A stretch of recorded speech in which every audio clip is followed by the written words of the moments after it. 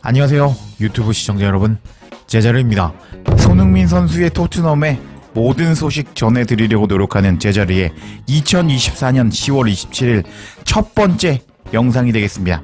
와, 이번 주에는 손흥민 선수가 프리미어리그 경기에 못 나온다는 것이 예고가 되어서 그럴까요?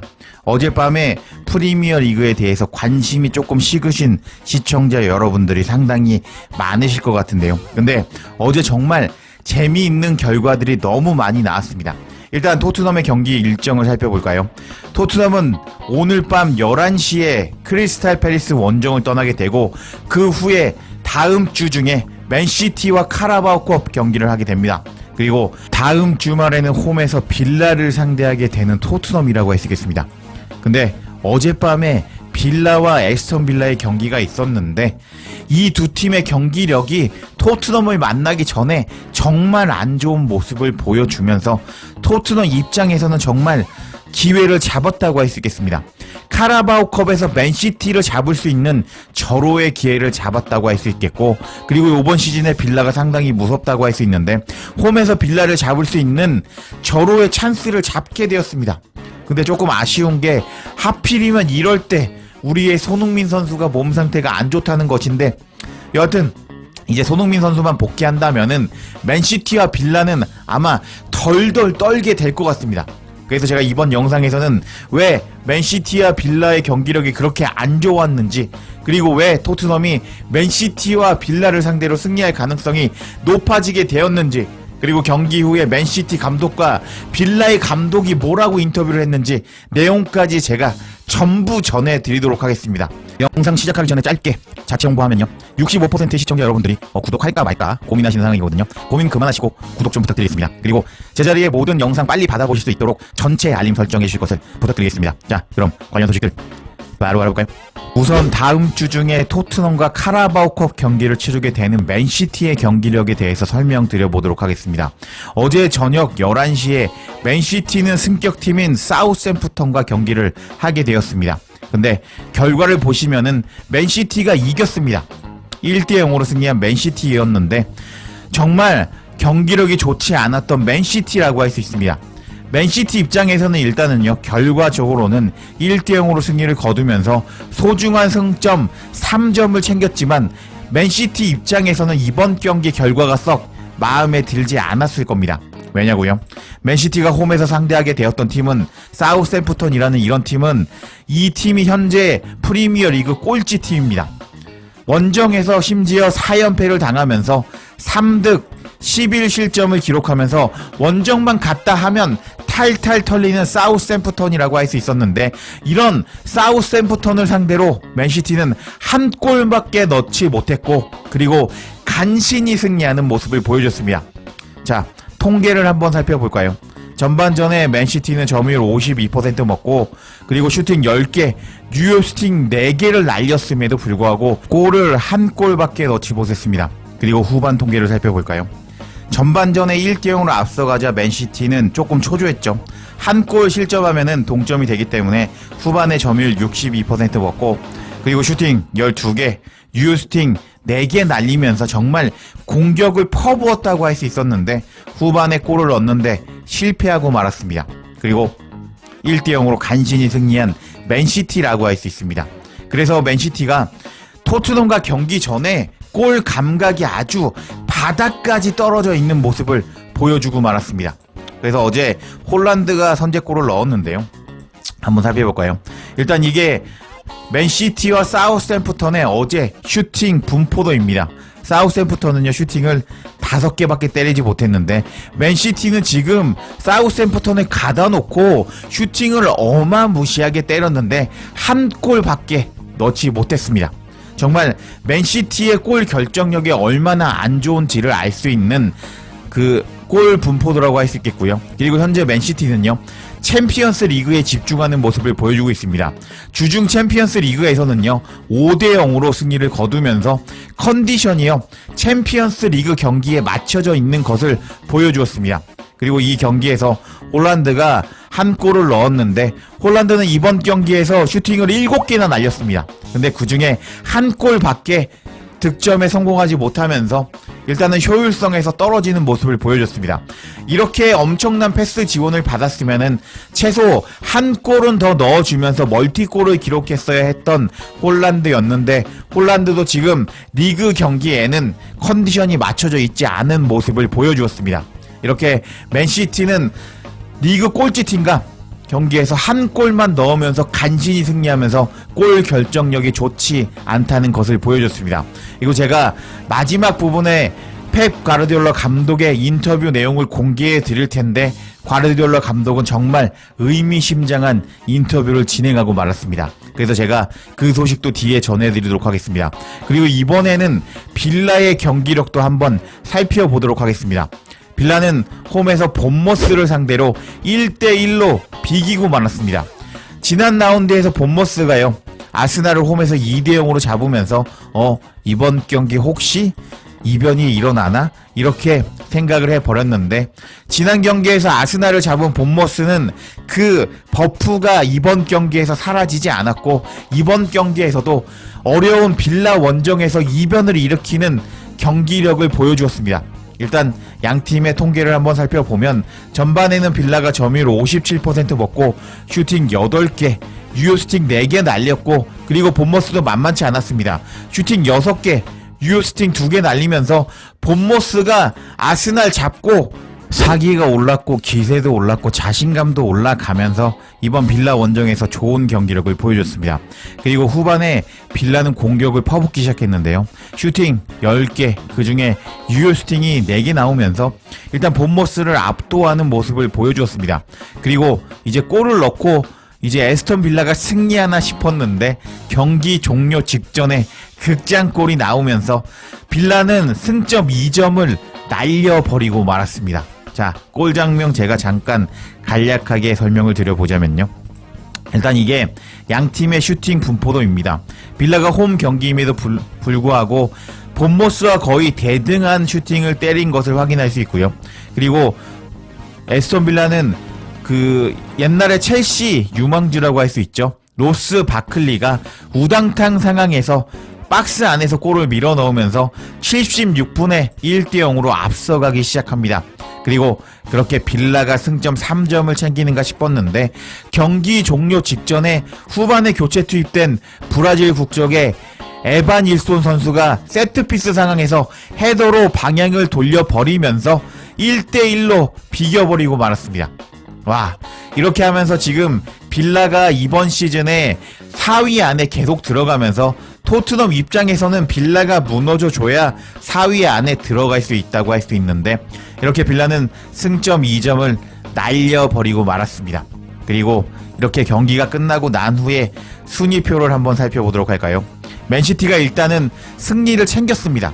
하지만 맨시티 입장에서는 꼴찌 사우스햄프턴을 상대로 1대0으로 간신히 승리했기 때문에 이번 경기 맨시티는 진땀승을 거두었고 자랑스러운 승리를 거두지 못했다고 할 수 있겠습니다.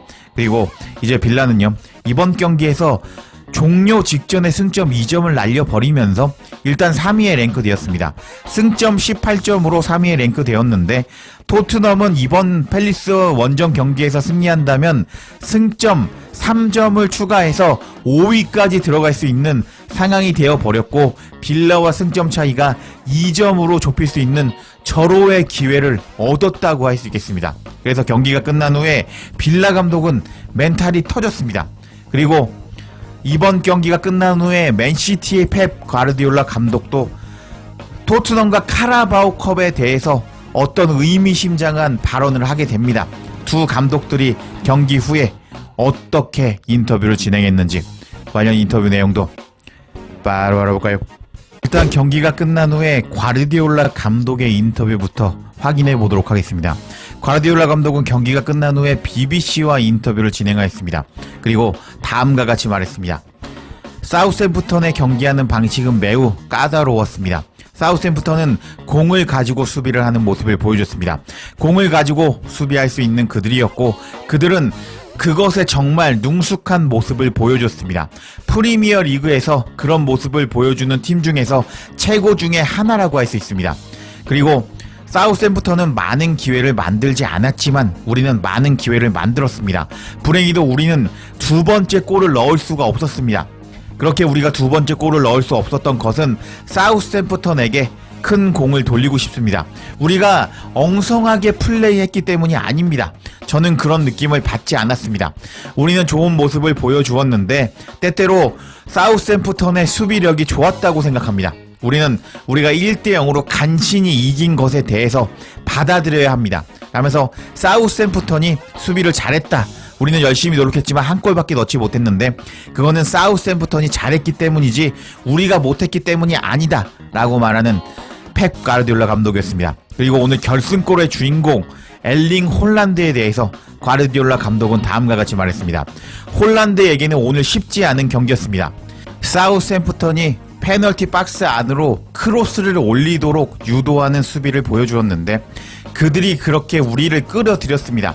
우리는 더 많은 것을 만들었지만 두 번째 골을 넣을 수 없었습니다. 하지만 홀란드는 우리에게 승리를 보장하였습니다. 하면서 이번 경기 보신 분들은 아시겠지만 사우샘프턴이 정말 미친 듯한 수비를 보여줬거든요. 그래서 맨시티는 박스 안에 크로스를 엄청나게 넣을 수밖에 없었는데 일단 홀란드를 잘 막아내면서 홀란드가 한 골밖에 넣지 못하도록 잘 막은 사우샘프턴이었습니다. 그래서 오늘 경기 홀란드도 쉽지 않았다라고 말하는 펩 가르디올라 감독이었습니다.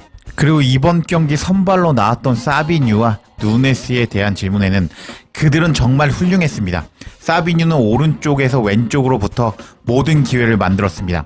정말 훌륭하다고 말하고 싶습니다. 그리고 누네스는 본래 포지션이 아니었는데 공격적으로나 수비적으로나 그리고 어시스트를 기록하는 모습을 보여주면서 잘했습니다. 라면서 두 선수를 칭찬한 가르디올라 감독이었고 그리고 코바치치에 대해서는 코바치치는 정말 놀라운 사람이자 선수인데요.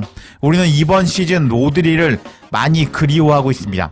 근데 로드리도 중요한 선수이지만 동시에 우리는 이렇게 좋은 모습을 보여주어야 합니다. 하면서 코바치치가 로드리의 공백을 잘 메꿔주고 있다고 칭찬하는 모습을 보여줬습니다. 그리고 이 인터뷰 내용이 정말 이번 가르디올라 감독의 인터뷰 내용 중에 핵심이라고 할 수 있었는데 뭐라고 이야기를 했느냐면요. 토트넘과 카라바오컵 경기에서 부상당한 선수를 복귀시킬 건지에 대해서 질문을 받았습니다. 그러자 가르디올라 감독은 부상당한 선수들은 복귀하지 않을 것입니다. 무슨 일이 일어날지 지켜볼 것입니다. 이런 미친 일정에서 카라바오컵은 어린 선수들과 함께 경기하기 위한 것이라고 생각합니다.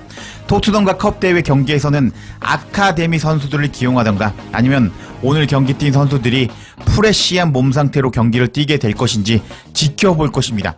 하면서 가르디올라 감독은 지금 리그 우승과 챔피언스 리그에 집중하고 있는 모습을 보여주었는데 현재 부상당해 있는 선수들을 기용하지 않을 것이라고 암시하였습니다. 자, 그럼 현재 부상당한 선수들이 누구인지 한번 살펴볼까요?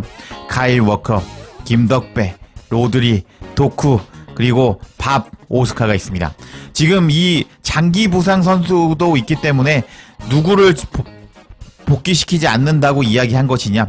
김덕배, 더 브라이너와 그리고 도쿠를 토트넘과 컵 대회에서 복귀시키지 않겠다고 말한 가르디올라 감독이었습니다. 그리고 아카데미의 어린 선수들을 기용할 것을 암시하는 가르디올라 감독이었는데 와, 지금 토트넘이 카라바오컵에서 맨시티와 만나게 되면서 정말 일정이 안 좋다고 할 수 있었는데 가르디올라 감독은 카라바오컵을 포기하는 발언을 보여주었습니다.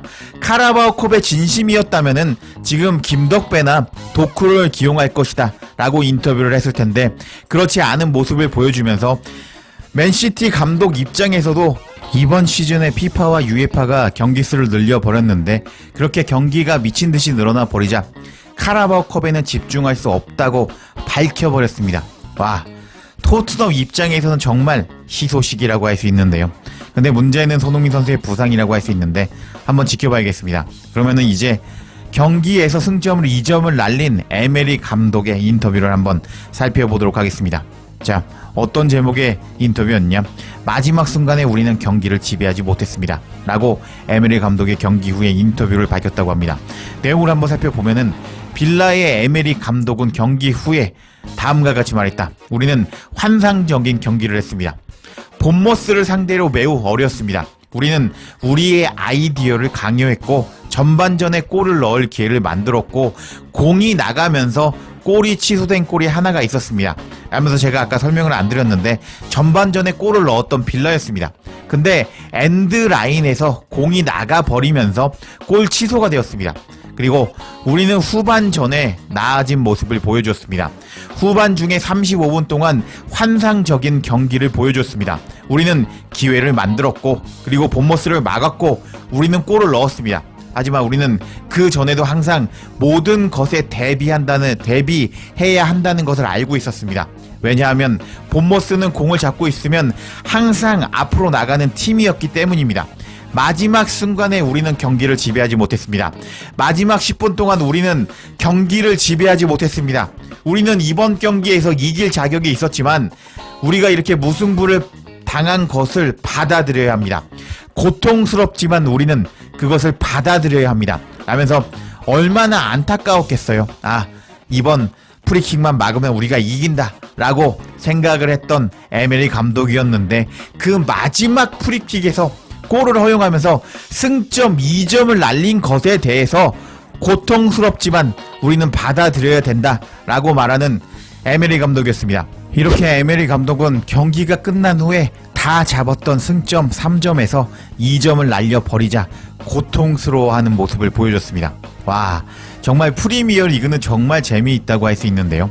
자, 토트넘이 이번에 팰리스 원정에서 승리한다고 가정을 하면요, 토트넘은 일단 5위까지 올라갈 수 있는 상황이라고 할 수 있겠습니다. 그리고 빌라와 승점 차이를 2점으로 줄일 수 있는 상황인데 그 다음에 토트넘 입장에서 정말 중요한 맨시티와 컵대회 경기 그리고 홈에서 빌라와 경기가 있는 상황인데 빌라는 지금 좋은 모습을 보여주고 있지만 승점 3점을 다 챙긴 상황에서 마지막에 극장골을 허용하면서 승점 2점을 날려버리면서 사기가 떨어지고 말았습니다. 그리고 맨시티도 토트넘과 컵대회를 하기 전에 꼴찌팀을 상대로 한 골밖에 넣지 못하는 모습을 보여주면서 경기력이 좋지 않았고 골 결정력도 좋지 않은 모습을 보여주면서 토트넘 입장에서는 이제 정말 중요한 경기를 해야 되는데 그런 상황에서 엄청나게 좋은 상황이라고 할 수 있겠습니다. 일단 이번 팰리스 원정 경기에서 승리하는 것이 중요하고 그리고 이제 문제는 손흥민 선수의 몸 상태라고 할 수 있는데요. 맨시티가 아무리 결정력이 떨어지고 사기가 안 좋고 기세가 떨어진 팀이라고 하더라도 맨시티에는 월드클래스 선수들이 즐비한 팀이라고 할 수 있습니다. 근데 토트넘 입장에서는 공격 쪽에는 손흥민 선수만 월클이기 때문에 손흥민 선수가 없다면은 맨시티 못 이깁니다. 그래서 손흥민 선수의 몸 상태가 상당히 중요하다고 할 수 있겠고 그리고 빌라도 이번 시즌 정말 좋은 팀이기 때문에 손흥민 선수가 없다면은 빌라를 이길 가능성이 낮아진다고 할 수 있겠습니다. 근데 손흥민 선수의 몸 상태가 지금 좋지 않은 것으로 밝혀지면서 이렇게 상대 팀들이 사기가 떨어지고 안 좋은 상황인데도 불구하고 토트넘이 이런 기회를 잡을 수 있을지 없을지 아직 모르는 상황인데요. 손흥민 선수가 몸 관리 잘해서 제발 맨시티와 경기에서 복귀하고 그리고 빌라와 경기에서도 뛸 수 있을 정도의 몸 상태로 복귀했으면 좋겠습니다. 손흥민 선수가 몸 상태가 좋아지기를 기원하며 이번 영상 마치겠습니다. 제자리에 영상 놓치지 않도록 알림 설정해 주실 것을 부탁드리며 영상 마치겠습니다. 구독과 좋아요 댓글은 사랑입니다. 감사합니다.